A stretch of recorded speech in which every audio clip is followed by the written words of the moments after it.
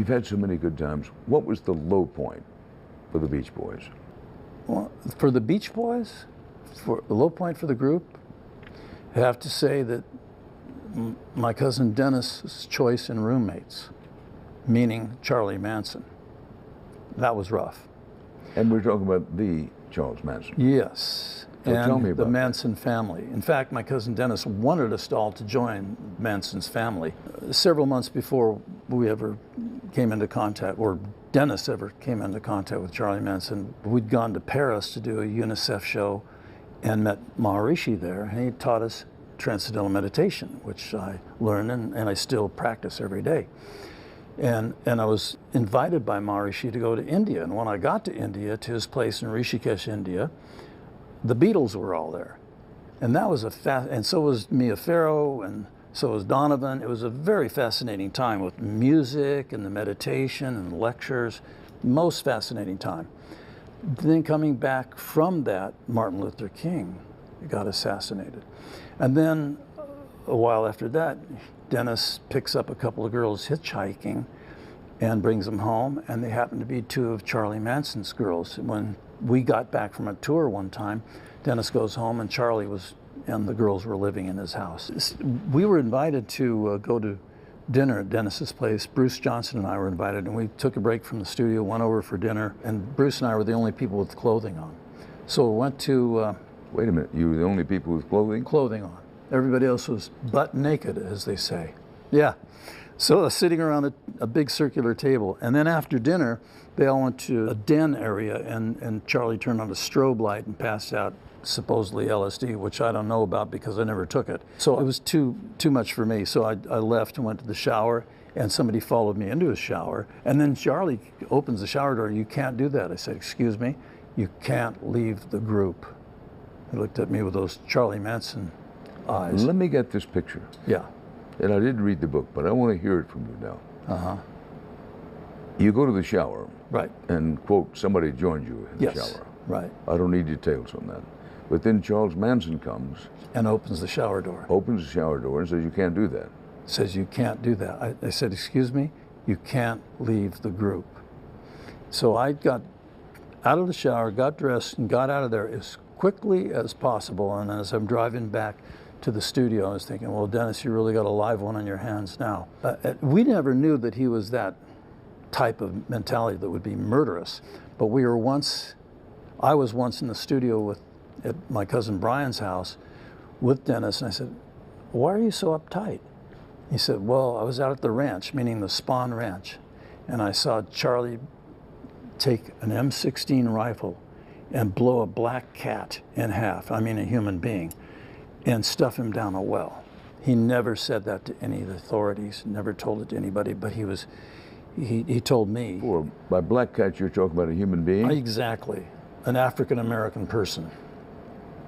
And Charlie had this whole thing about Helter Skelter, which is a Beatles song, having something to do with a race confrontation, and that they had to do something heinous and they would lead the world, kind of thing. He was, I don't know, it's out of his mind, actually.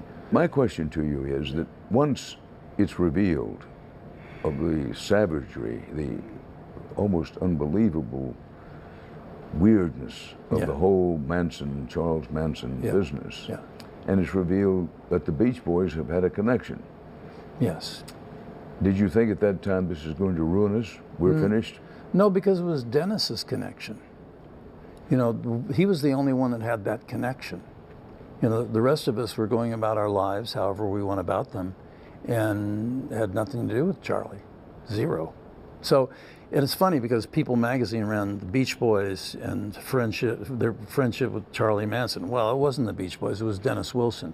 But he's one of the Beach Boys, so that's what I mean by, an individual and a group and their tastes and lifestyle choices and friendships influence us all. We've talked some about what I wanted to talk about, and I've got other things I want to talk about. But let's pause for a second. When you came into this interview today, was there anything you said to yourself, well, if we don't get to any other subject, I want to say something about this? Is there something you want to talk about? Probably one of the more important things about me that people don't often focus on is world peace, individual peace. And the attraction to meditation, transcendental meditation, and the reason I was attracted to it because it offered a possibility of, if more people were to practice meditation out of creativity and increased harmony among people, there would be a possibility of more prosperity and more peace and more happiness among people and stuff. And God knows we need a little more positivity in the family of man, let's put it that way. I can intuit that a lot of people in the audience, while they hear the phrase, they don't really know what it is. Yeah.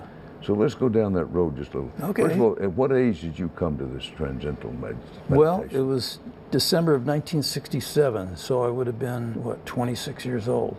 I'm a Pisces, born March 15th, so it was a few months before my And birthday. so you've been leading the rock and roll life. Yes. Had your experiences with drugs. Marijuana and plenty of alcohol, yes. Okay. So you're reaching for what? You're searching for what when you come upon transcendental meditation? Well, I'm a copious reader. I used to read all kinds of philosophy, religion, all these, religions and philosophies have really nice aspirations and great tenets and beliefs, but the problem is the people can't live up to them. And I mean, how many wars have been fought in the name of religion? Right. When I don't think the people who started the religions would necessarily have a fondness for the fact their name is involved, and it's just, this history of humanity has been the history of war. So when Maharishi talked about meditation and enough people meditate that there would be more peace and prosperity in the planet and better health and all that kind of stuff, that was an appealing thing to me. That attracted you. Absolutely. Were you also attracted because you had your own anxieties and you thought, well, maybe this is a better way to deal with them? Yes. The term transcendental, here's what it means. It means to go beyond, right? And you're going beyond the conscious thinking level, subtler and subtler levels, transcending that. You arrive at, Maharishi calls it the home of all the laws of nature within you. So when your mind goes to these deeper levels, your body goes correspondingly to the deeper levels. And you get a deeper level of rest than deep sleep. That's pretty profound. I know I'm saying it in English and it goes by pretty fast, but if you could, at will, drop your metabolism, your breath rate literally, to a level of rest twice as deep as deep sleep, just through a mental technique, which is simple to learn, which it is, that's very profoundly healthy and relaxing and really good for you. So that really, on a practical level, that's been a huge help for me.